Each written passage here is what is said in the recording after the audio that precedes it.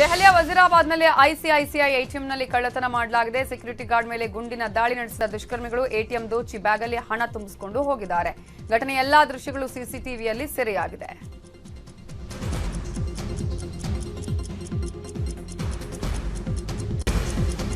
ಶ್ರೀರಾಮ ಸೇನೆ ಸಂಸ್ಥಾಪಕ ಪ್ರಮೋದ್ ಮುತಾಲಿಕ್ ಮತ್ತೆ ವಿವಾದದ ಸುಳಿಗೆ ಸಿಲುಕಿದ್ದಾರೆ. ಕಲಬುರಗಿಯಲ್ಲಿ ಮಾತನಾಡಿದ ಅವರು, ಹಿಂದೂಗಳು ಮನೆಯಲ್ಲಿ ಕಾಣುವ ರೀತಿಯಲ್ಲೇ ತಲವಾರ್ ಇಡಬೇಕು ಅಂತ ಪ್ರಚೋದನಕಾರಿ ಮಾತುಗಳನ್ನಾಡಿದ್ದಾರೆ. ಮೊದಲು ನಾವೆಲ್ಲರೂ ಆಯುಧಗಳನ್ನ ಪೂಜೆ ಮಾಡ್ತಿದ್ವು, ಈಗ ಪುಸ್ತಕ, ಪೆನ್ನು, ವಾಹನಗಳನ್ನ ಪೂಜೆ ಮಾಡ್ತಿದ್ದೇವೆ. ಪೊಲೀಸರು ಪೊಲೀಸ್ ಠಾಣೆಯಲ್ಲಿ ಎಫ್ಐಆರ್ಗೆ ಪೂಜೆ ಮಾಡಲ್ಲ, ಪೊಲೀಸ್ ಠಾಣೆಯಲ್ಲಿ ಪೊಲೀಸರು ಬಂದೂಕಿಗೆ ಪೂಜೆ ಮಾಡಲ್ವಾ? ಹೀಗಾಗಿ ಇನ್ನು ಮುಂದೆ ತಲ್ವಾರ್, ಚಾಕು, ಕೊಡ್ಲಿ ಇಟ್ಟು ಪೂಜೆ ಮಾಡಬೇಕು. ಮನೆಯಲ್ಲಿ ಒಂದು ತಲ್ವಾರ್ ಇಡೋದು ಅಪರಾಧ ಅಲ್ಲ ಅಂತ ಹೇಳಿದ್ದಾರೆ.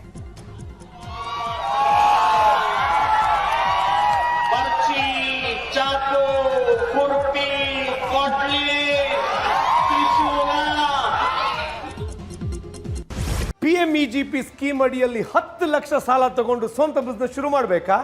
ಇದನ್ನು ಪಡೆದುಕೊಳ್ಳುವ ಸೀಕ್ರೆಟ್ಸ್ ಗೊತ್ತಾಗಬೇಕಾ? ಫ್ರೀಡಮ್ ಆಪ್ ಅನ್ನ ಈಗಲೇ ಡೌನ್ಲೋಡ್ ಮಾಡಿ. ಭಾರತೀಯ ಬಾಹ್ಯಾಕಾಶ ಸಂಶೋಧನಾ ಸಂಸ್ಥೆ ಜೋಶಿಮಠದಲ್ಲಿ ಆಗುತ್ತಿರುವ ಭೂಕುಸಿತದ ಪ್ರಾಥಮಿಕ ವರದಿಯೊಂದನ್ನು ಬಿಡುಗಡೆ ಮಾಡಲಾಗಿದ್ದು, ಕೆಲವೇ ದಿನಗಳಲ್ಲಿ ಇಡೀ ಜೋಶಿಮಠ ಮುಳುಗುವ ಎಚ್ಚರಿಕೆಯನ್ನು ನೀಡಿದೆ. ಜೊತೆಗೆ ಉಪಗ್ರಹ ಚಿತ್ರಗಳನ್ನು ಬಿಡುಗಡೆಗೊಳಿಸಿದೆ. ಇಸ್ರೋ ಬಿಡುಗಡೆಗೊಳಿಸಿರುವ ಚಿತ್ರಗಳನ್ನು ಕಾರ್ಟೋಸ್ಯಾಟ್ 2S ಉಪಗ್ರಹದಿಂದ ತೆಗೆಯಲಾಗಿದೆ. ಜಾರ್ಖಂಡ್ನಲ್ಲಿ ಹಾಡ ಹಗಲೇ ಗುಂಡಿನ ಮೊರೆತವಾಗಿದೆ. ರೈಲ್ವೆ ಅಧಿಕಾರಿ ನೈಪಾಲ್ ಯಾದವ್ ಮೇಲೆ ಯುವಕರ ಗುಂಪೊಂದು ದಾಳಿ ಮಾಡಿದೆ.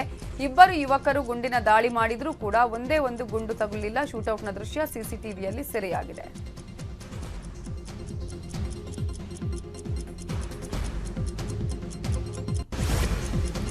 ತೆಲಂಗಾಣದಲ್ಲಿ ಕುಡುಕ ಮಹಾಶಯನೋರ್ವ ಜಾಹೀರಾತು ಬೋರ್ಡಿಗೆ ಜೀಗ್ತಿದ್ದ. ಇಳಿಯೋ ಮಾರಾಯ ಅಂದ್ರೆ ಜಪ್ಪಯ್ಯ ಅಂದ್ರೂ ಮಾತು ಕೇಳಲಿಲ್ಲ. ಹಾಗೋ ಹೀಗೋ ಹರಸಾಹಸ ಪಟ್ಟು ಪೊಲೀಸರು ಕುಡುಕನನ್ನ ಕೆಳಗಿಳಿಸಿದ್ದಾರೆ. ಬಳಿಕ ಕೇಸ್ ಜಡಿದು ಜೈಲಿಗೆ ಕಟ್ಟಿದ್ದಾರೆ.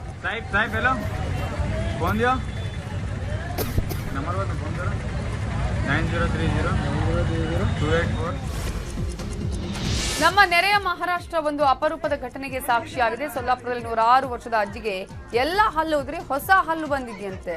ಅದರಿಂದ ಕುಟುಂಬಸ್ಥರು ಅಜ್ಜಿಯನ್ನ ತೊಟ್ಟಿಲಿಗೆ ಹಾಕಿ ಸಂಭ್ರಮಿಸಿದ್ದಾರೆ.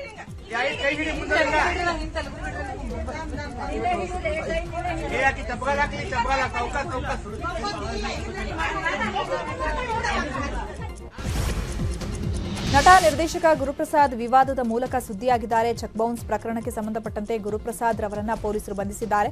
ಸದ್ಯ 21ನೇ ACMM ನ್ಯಾಯಾಲಯದಿಂದ ನಿರ್ದೇಶಕ ಗುರುಪ್ರಸಾದ್ಗೆ ಜಾಮೀನು ಮಂಜೂರಾಗಿದೆ.